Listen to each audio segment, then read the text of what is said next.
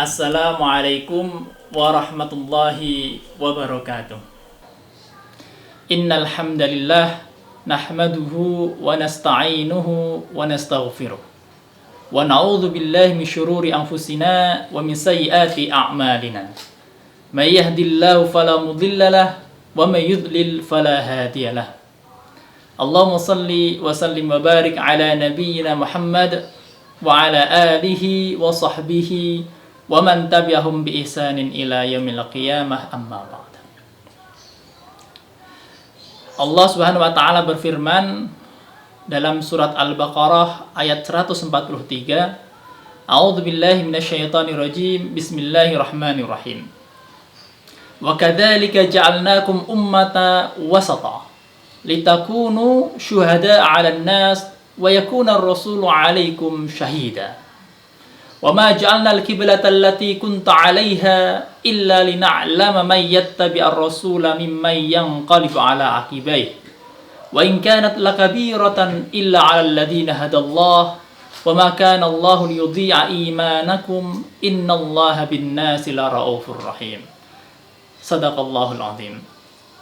Jamaah semuanya yang dirahmati Allah Subhanahu wa taala, dalam ayat yang kami bacakan tadi tampak jelas bahwa kita ini umat Islam dinyatakan sebagai ummata wasata. Saya membacanya memang kemudian tidak tajwidnya tertinggal, memang kita membaca ummata wasata ya. Tetapi saya mengambil maknanya ini supaya nanti tidak ada salah paham. Wa kadzalika ja'alnakum ummatan wasata, dan demikianlah kami jadikan kamu sekalian itu umat pertengahan. Jadi dalam memahami sebuah ayat Al-Qur'an itu kan ada sebuah kaidah bahwa al-ibrah bi umumil lafzi la bi khususis sabab. Jadi ibrah atau pelajaran yang bisa kita ambil dari sebuah ayat itu bisa dilihat dari keumuman lafalnya, bukan kepada kekhususan sababnya. Seandainya kita ambil secara umum dari ayat ini, maka kita lihat pernyataan bahwa kita ini umat Islam ini adalah umat pertengahan dalam segala hal, dalam segala aspek. Namun ketika kita melihat konteks ayat, saya kira itu juga tidak bisa ditinggalkan ya. Memang ayat ini berbicara tentang masalah kiblat, maka kemudian ketika kita membaca ayat ini secara keseluruhan, itu nanti akan diceritakan tentang masalah kiblat. Dan tidaklah kami menjadikan kiblat yang dulu kita mengarah ke sana, yaitu Baitul Maqdis, itu supaya kita tahu, kata Allah Subhanahu wa taala, siapa yang mengikuti Rasul dan siapa yang kemudian tidak mengikuti Rasulullah Sallallahu Alaihi Wasallam. Karena kemudian kiblat itu yang awalnya di Baitul Maqdis kemudian kan berpindah mengarah ke Masjidil Haram. Nah, ternyata dalam proses perpindahan ini sebuah fenomena yang menarik, yang tentu memunculkan sedikit banyak dampak di masyarakat. Kemudian masyarakat itu terbagi menjadi dua. Ini menjadi menarik karena ketika saya melihat di tafsir Munir karya Dr. Wahbah Zuhaili itu, kemudian saya menemukan ada dua kelompok. Ketika kita membahas umatan wasata, jadi umat pertengahan itu, kita tidak akan lepas dari membahas ifrad dan tafrid. Ini yang menarik di situ. Ifrad itu artinya berlebih-lebihan. Tafrid itu juga berlebih-lebihan. Jadi ini sama-sama maknanya berlebih-lebihan. Cuma kalau ifrad itu dia bisa kita katakan secara sederhana berlebihan terlalu banyak. Kalau tafrid itu berlebihan terlalu sedikit. Ini kalau kuantitas ya. Tetapi kalau kualitas itu memang susah nanti kemudian melihat mana yang berlebihan ifrad, mana yang tafrid. Tetapi intinya ini adalah berlebih-lebihan. Nah, kita itu harus di pertengahan menjadi umatan wasata. Saya tunjukkan dalam hal masalah kiblat ini ada dua kelompok. Pertama dikatakan di sini faqala sufaha. Ada orang-orang yang dikatakan mereka itu sufaha. Sufaha itu kan orang-orang bodoh ya. Cuman kemudian di sini dikatakan wahum al-yahud, kata Dr. Wahbah Zuhaili dalam tafsirnya itu. Orang Yahudi itu berkata, mawallahum an qiblatihimul lati kanu 'alaiha. Apa yang menyebabkan mereka itu berpaling dari kiblat mereka? Maka kemudian Allah menjawabnya dalam ayat Al-Qur'an, qulillahil masyriq wal maghrib. Seperti itu. Jadi baik timur maupun barat itu semuanya milik Allah. Jadi tidak ada masalah ketika Allah merubah kiblat. Awalnya kiblatnya di Baitul Maqdis, kemudian berpindah ke Masjidil Haram. Itu tidak ada masalah. Itu kelompok pertama. Jadi orang Yahudi itu kemudian mereka memprotes ketentuan Allah ini. Lalu kelompok kedua ini menarik juga. Ada orang yang kemudian mengajak Nabi, saya mengistilahkannya dengan istilah ini, madesu gitu. Madesu itu masa depan suram. Oh, ini Nabi Muhammad ini sudah masa depannya sudah suram ini, sudah mau nyungsep kan. Saya bahasakan seperti itu ya, ini pakai bahasa saya sendiri saja. Ini orang-orang ini tidak akan bakal merubah kiblatnya sebelum Nabi Muhammad nyungsep duluan gitu. Memang saya mencari bahasanya agak susah, tapi ya kira-kira jamaah bisa memahami hal itu. Nah, kemudian Allah menjawab dalam ayat Al-Qur'an, "Wa ma kana Allahu liyudhi'a imanakum." Nah, Allah itu tidak akan pernah menyanyiakan keimanan kamu sekalian. Jadi kan di antara umat Islam kan kemudian mereka ada yang ragu. Ini kok kiblatnya berubah seperti itu. Tetapi kemudian ditegaskan, ya, ketika umat Islam tetap beriman kepada Allah dan Rasul-Nya, Allah tidak akan pernah menyanyiakan iman mereka.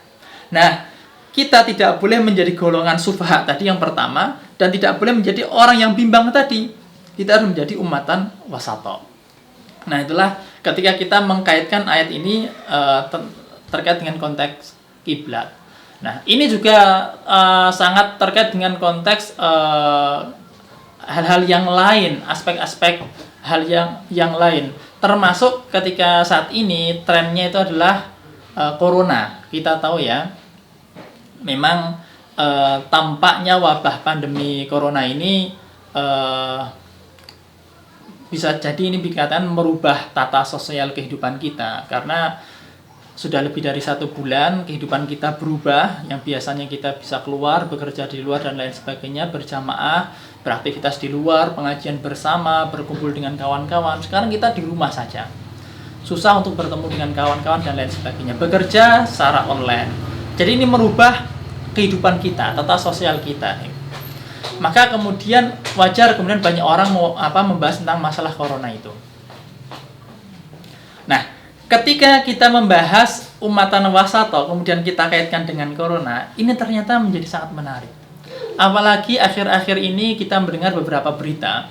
Kemarin itu di Semarang ada kemudian perawat yang dia sudah merawat orang-orang yang sakit, kemudian akhirnya dia terkena penyakit A positif dengan corona, dia meninggal. Ternyata ketika mau dikuburkan itu ditolak oleh warga. Yang menyakitkan sekali. Dan kemudian kasus-kasus di tempat lain. Maka sehingga muncullah istilah coronafobia. Orang yang terlalu takut dengan wabah corona. Kita harus waspada, tidak boleh meremehkan corona itu. Tetapi kemudian kan juga seharusnya tidak seperti itu. Ada orang kemudian dia dari Jakarta, otomatis kan ODP. Nanti ya barengan ya. Nanti ya. Katakanlah ya, ada orang pulang dari luar kota, kemudian dia sampai di Jogja, maka secara langsung dia akan menjadi ODP. Nah, ketika orang ODP, terkadang ada sebagian masyarakat itu yang kemudian mengucilkan dia, memarginalkan dia. Nah, inilah kemudian kehidupan masyarakat kita menjadi tidak baik. Sehingga kita ingin meninggalkan kerusakan corona, tetapi kemudian muncul kerusakan yang lain, kerusakan masyarakat. Atau bisa jadi hati-hati masyarakat ini, maksudnya hati di masyarakat itu kemudian penyakitnya muncul, egoisme dan lain sebagainya itu. Maka kita tidak boleh seperti itu, kemudian coronafobia. Tetapi di sisi lain kita juga melihat ada orang itu yang kemudian meremehkan virus ini. Dia tidak mau mentaati himbauan pemerintah, tidak mau mentaati himbauan ahli kesehatan. Dia tetap pergi keluar, tidak memakai masker, tidak berhati-hati, sehingga ini juga suatu hal yang tidak baik dalam agama kita. Sehingga ini bisa kita katakan ini tafridnya. Kita umat Islam tidak boleh ifrat dan tidak boleh tafrid, tapi kita harus ummatan wasata. Sehingga kita tetap waspada, berhati-hati terhadap wabah ini, tetapi kemudian kita tidak perlu takut berlebihan.